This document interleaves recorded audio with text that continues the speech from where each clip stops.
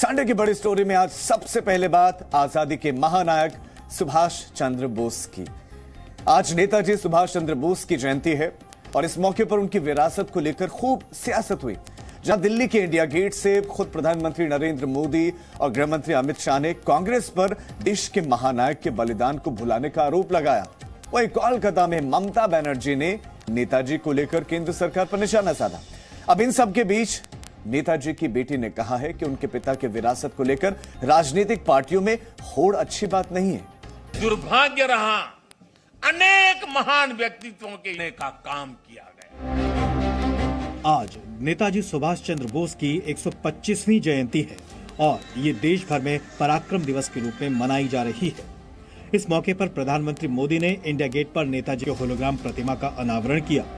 पहले यहां नेताजी की ग्रेनाइट से बनी मूर्ति लगाई जानी थी, लेकिन वो मूर्ति पूरी नहीं होने की वजह से पीएम मोदी ने आज होलोग्राम प्रतिमा का अनावरण किया। नेताजी की होलोग्राम प्रतिमा ठीक उसी जगह लगाई गई है जहां कभी सम्राट जॉर्ज पंचम की प्रतिमा हुआ करती थी। जॉर्ज पंचम की मूर्ति 1968 तक इंडिया गेट पर लगी रही थी। इस मौके पर पीएम मोदी ने नेताजी के योगदान का जिक्र करते हुए कांग्रेस पर निशाना साधा। उन्होंने कहा कि पहले महानायकों के इतिहास को बदला गया और हमारी सरकार पहले की गलतियों को ठीक कर रही है।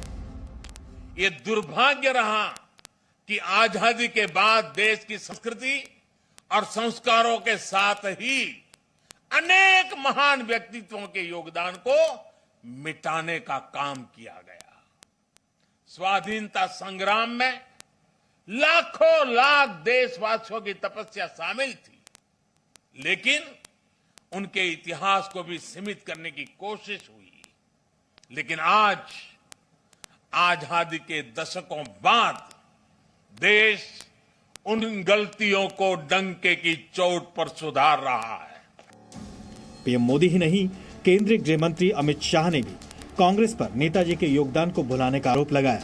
इंडिया गेट से केंद्रीय मंत्री अमित शाह ने कहा कि आजादी में जिसका बहुत योगदान था उसे भुलाने की कोशिश की गई। नेताजी का जिस प्रकार का योगदान आजादी के संघर्ष के लिए रहा, आजादी के आंदोलन के लिए रहा, वो उसका सम्मान करने का काम देश के प्रधानमंत्री नरेंद्र मोदी जी ने इतने सालों के बाद किया है और ये प्रतिमा इसका प्रतीक बनकर रहने वाली है। बीजेपी नेताजी को लेकर कांग्रेस पर निशाना साध रही है तो तृणमूल कांग्रेस केंद्र सरकार को कटघरे में खड़ा कर रही है। पश्चिम बंगाल के मुख्यमंत्री ममता बनर्जी ने कहा है कि आज तक हम नेताजी के ठिकाने के बारे में नहीं जानते हैं। ममता ने कहा कि बीजेपी ने कहा था कि जब वो सत्ता में आएंगे तो इस पर काम करेंगे, लेकिन कुछ नहीं हुआ। कुछ दिन पहले ही केंद्र ने ममता सरकार की नेताजी पर बनी झांकी को खारिज कर दिया था। दिल्ली में गणतंत्र दिवस समारोह में राजपथ पर होने वाली परेड के लिए पश्चिम बंगाल ने नेताजी की झांकी का प्रस्ताव भेजा था, लेकिन केंद्र ने इसे खारिज कर दिया था। एक तरफ दिल्ली से लेकर बंगाल तक नेताजी को देश याद कर रहा है, तो वहीं दूसरी तरफ उनकी विरासत को लेकर भी सियासत हो रही है। सुभाष चंद्र बोस की विरासत को लेकर राजनीतिक पार्टियों के बीच चल रही होड़ पर नेताजी की बेटी अनीता बोस ने दुख जताया है और कहा है कि ऐसी प्रतियोगिता नहीं होनी चाहिए। अनीता बोस ने अपने पिता की विरासत के साथ इंसाफ नहीं करने के लिए कांग्रेस को जिम्मेदार ठहराया। There was a section of the Congress leadership which sort of tried to downplay his contribution to the independence struggle and sort of claim it was only the struggle to independence. And of course, once the documents became declassified, it became quite evident. Netaji की मूर्ति India gate पर लगाए जाने पर उनके परिवार ने खुशी जताई है। इंडिया गेट में नेताजी का स्टैचू इंस्टॉल करने का जो अनाउंसमेंट आया, वो हम स्वागत करता हूँ। सुभाष चंद्र बोस का नाम इतिहास से हटाया गया है। अभी हमारी रिक्वेस्ट ये है, टीएमसी और बीजेपी के समर्थक आपस में भिड़ गए। इस दौरान दोनों पक्षों ने एक दूसरे पर जमकर लाठियां भांजी।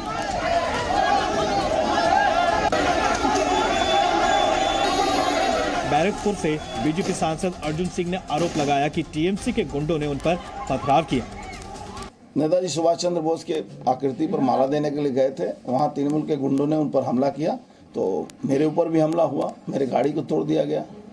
वो किसी भी तरह से सिक्योरिटी ने बचा कर निकालने की कोशिश की, उसके लिए उसको 3-4 राउंड गोली भी चलाना पड़ा। इससे पहले बंगाल विधानसभा चुनाव में भी बीजेपी और तृणमूल कांग्रेस के बीच नेताजी को अपना बताने की जबरदस्त होड़ मची थी। तब बीजेपी ने नेताजी की जयंती को पराक्रम दिवस के रूप में मनाने का ऐलान किया था, तो ममता बनर्जी ने 23 जनवरी को देश नायक दिवस के रूप में मनाने की घोषणा की थी। Zee media bureau report. PM Modi ने आज इंडिया गेट पर कहा कि हमारी सरकार को नेताजी से जुड़ी फाइलों को सार्वजनिक करने का अवसर मिला। नेताजी कुछ ठान लेते थे तो उन्हें कोई ताकत नहीं रोक पाती थी। इस दौरान उन्होंने देश के कई महानायकों के योगदान को भुलाने को लेकर कांग्रेस पर प्रहार किया और उन्होंने कहा कि आजादी के बाद अनेक व्यक्तित्वों के योगदान को मिटाने का काम किया गया। महान व्यक्तियों के योगदान को मिटाने का काम दुर्भाग्यपूर्ण है, ये उन्होंने कहा और कहा कि पहले महानायकों के इतिहास को बदला गया, आजादी के इतिहास को मिटाने की कोशिश की गई। पहले की गलतियों को हम ठीक कर रहे हैं। भारत अपनी पहचान और प्रेरणाओं को पुनर्जीवित करेगा। दिल्ली के इंडिया गेट पर 50 साल से चल रहे अमर जवान ज्योति का नेशनल वॉर मेमोरियल में विलय कर दिया गया है। इसको लेकर विपक्ष मोदी सरकार आमने सामने है। अमर जवान ज्योति को बुझाना भारत के इतिहास को मिटाने जैसा है। किसने कहा? कांग्रेस ने कहा। अमर जवान ज्योति को बुझाना वीरों के साहस और बलिदान का अपमान है, यह भी कांग्रेस पार्टी ने कहा। कुछ लोग देश प्रेम और बलिदान नहीं समझ सकते, राहुल गांधी ने कहा ट्वीट करके। यह कैसी परंपरा, इतिहास कैसे आपको याद करेगा? आरजेडी ने कहा संविधान और इतिहास को मिटाने ही ये सत्ता में आई है, ये भी आरएलडी ने कहा। अमर जवान ज्योति को लेकर बहुत सारी गलत जानकारियां फैलाई जा रही हैं, बीजेपी ने कहा। अमर जवान ज्योति को बुझाया नहीं जा रहा है, उसे राष्ट्रीय समर स्मारक की ज्योति में मिलाया जा रहा है, ये बीजेपी ने इस पर स्पष्टीकरण दिया।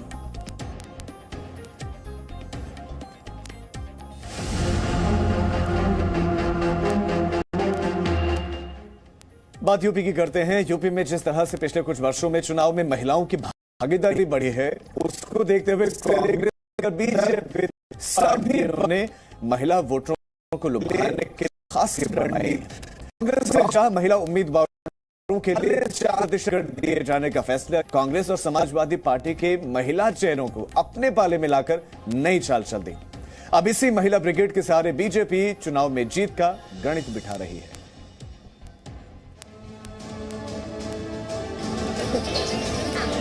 2022 में देखेंगे और फिर आप 2024 में देखेंगे कि कैसे कांग्रेस का यहाँ किला ध्वस्त हो जाएगा।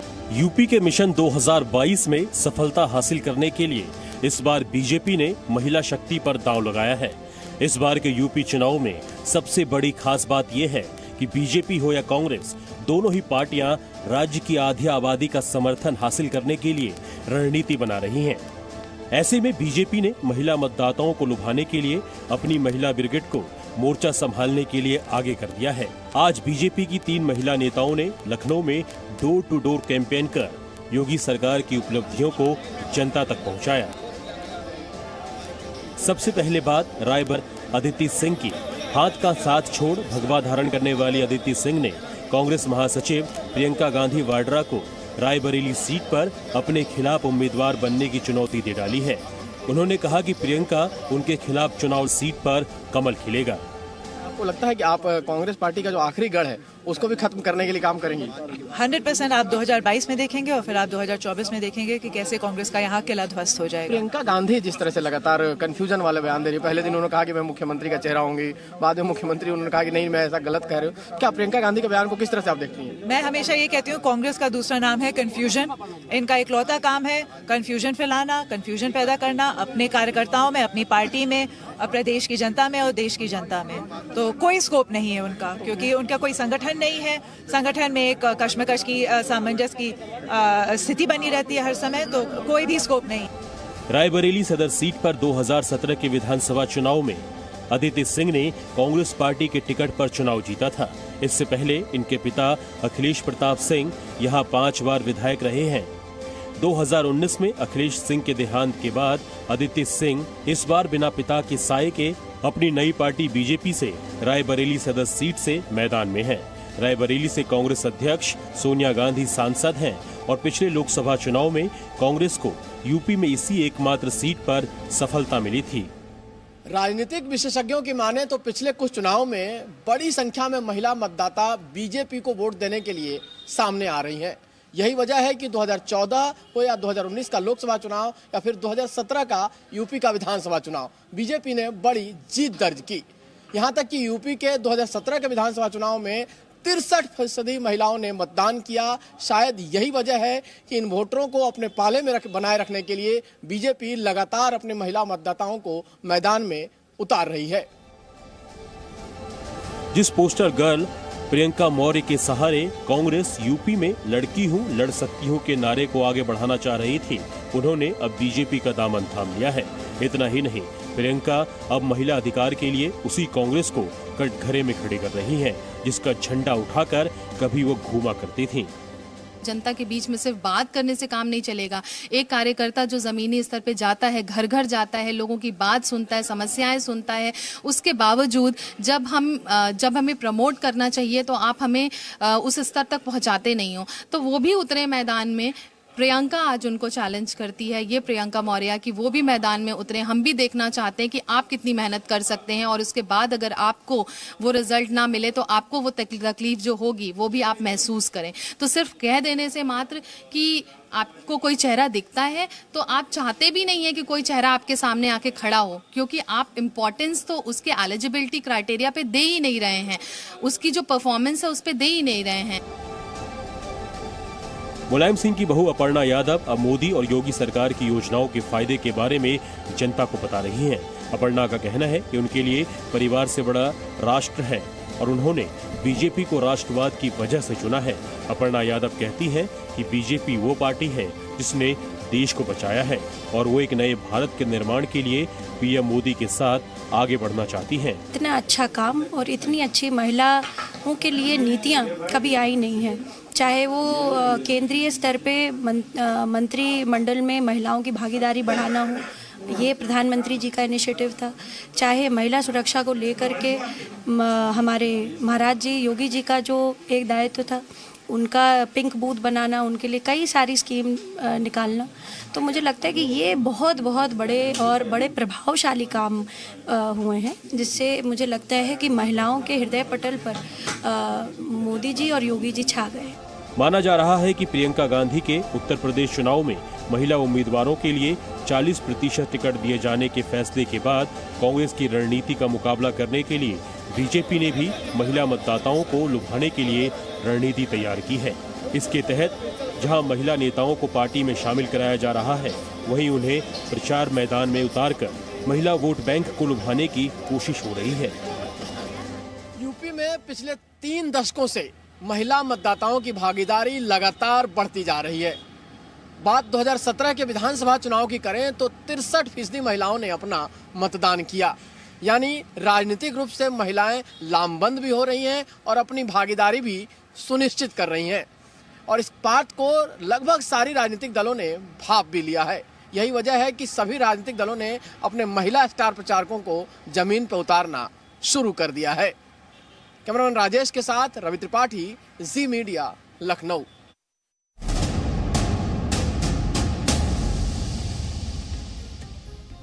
उत्तर भारत के मैदानी इलाकों में बारिश ने ठंड बढ़ा दी है, तो पहाड़ी इलाकों में बर्फबारी आफत बनकर बरस रही है। हिमाचल से लेकर उत्तराखंड तक और कश्मीर तक जमकर बर्फबारी हो रही है। कश्मीर के कई इलाकों में सड़कें बर्फ से ढकी हैं। ले आया हो काली घगरी ले आया हो, लोकता गला दे मेरी अमेरी। हिमाचल से कश्मीर तक सफेद आफत। ढेरी ओ भोले बाबा। उत्तराखंड में जम गई जिंदगी, पहाड़ों पर बर्फकाल। जनवरी के महीने में देश के पहाड़ी इलाकों में जमकर बर्फबारी हो रही है। उत्तराखंड से लेकर कश्मीर तक सफेद आफत ने लोगों की परेशानी बढ़ा दी है। जम्मू कश्मीर के कई इलाकों में पारा माइनस तक जा पहुंचा है, तो तो उत्तराखंड में भारी बर्फबारी ने आम जनजीवन पूरी तरह प्रभावित कर दिया है। उत्तराखंड के चमोली में बर्फबारी के बाद कड़ाके की ठंड पड़ रही है। बद्रीनाथ, हेमकुंड साहिब, औली में जहां बर्फबारी हुई, वहीं निचले इलाकों में रुक रुक कर हो रही बारिश की वजह से शीतलहर का प्रकोप बढ़ गया है। अब जरा उत्तराखंड की तस्वीरें देखिए। उत्तरकाशी के ऊंचाई वाले क्षेत्र गंगोत्री, हर्षिल, मुखबा, यमुनोत्री में कल रात बर्फबारी हुई, जिससे कई इलाकों में बिजली की आपूर्ति पूरी तरह ठप हो गई। कई सड़कें भी भारी बर्फबारी की वजह से बंद है। सड़कों से बर्फ हटाने की कोशिशें की जा रही हैं। हिमाचल प्रदेश के धर्मशाला में हर तरफ बर्फ ही बर्फ नजर आ रही है। धर्मशाला में आज करीब 3 डिग्री तापमान दर्ज किया गया। राज्य के रोहतांग, शिकारी देवी, कमरूनाग समेत ऊंची चोटियों पर बर्फबारी हुई। मौसम विभाग ने 2 दिन भारी बारिश बर्फबारी की चेतावनी जारी की है। 25 जनवरी तक राज्य में मौसम खराब रहने का अनुमान है, लेकिन इस मौसम का सैलानी लुत्फ उठा रहे हैं। हिमाचल में शिमला में बर्फबारी के बाद टूरिस्ट स्कीइंग का लुत्फ उठा रहे हैं। अरुणाचल में पारा 0 डिग्री से नीचे पहुंच गया है। बर्फबारी के कारण सड़कों पर बर्फ है और झीलें जम गई हैं। भारी बर्फबारी के कारण यहां पर आवाजाही में भी दिक्कतें आ रही हैं। कश्मीर में जहां नजर घुमाए सफेद रंग ही दिखेगा। देखिए सड़क पर कैसे बर्फ की मोटी परत बिछ गई है। घर की छत पर भी बर्फ की मोटी परत जमी हुई है। गुलमर्ग को और खूबसूरत बनाने में कुदरत कोई कसर नहीं छोड़ रही। मौसम का ये सफेद रंग बेहद ही खूबसूरत दिख रहा है। हरे भरे मैदानों पर क्रिकेट मैच तो सभी ने देखा है, लेकिन 3 से 4 फीट बर्फ की परत पर -4 डिग्री में क्रिकेट चौंकाता है ना। कश्मीर के गुरेज में आजकल क्रिकेट टूर्नामेंट चल रहा है। घाटी में युवाओं का न लुढ़कता हुआ पारा रोक पा रहा है, न ये घाटी की उबड़ खाबड़ जमीन। खिलाड़ियों का कहना है कि बर्फ में क्रिकेट खेलने का मजा भी अद्भुत है। जम्मू कश्मीर के मशहूर टूरिस्ट स्पॉट पटनी टॉप और गुल इलाके में करीब 8 इंच और बटोटे में 4 इंच बर्फबारी हुई। कड़ाके की ठंड और फिसलन वाली हालात ने लोगों को अपने घरों पर रहने को मजबूर कर दिया है। Bureau report, ji media. Presenting B News app, available on Google Play and App Store. Download it now.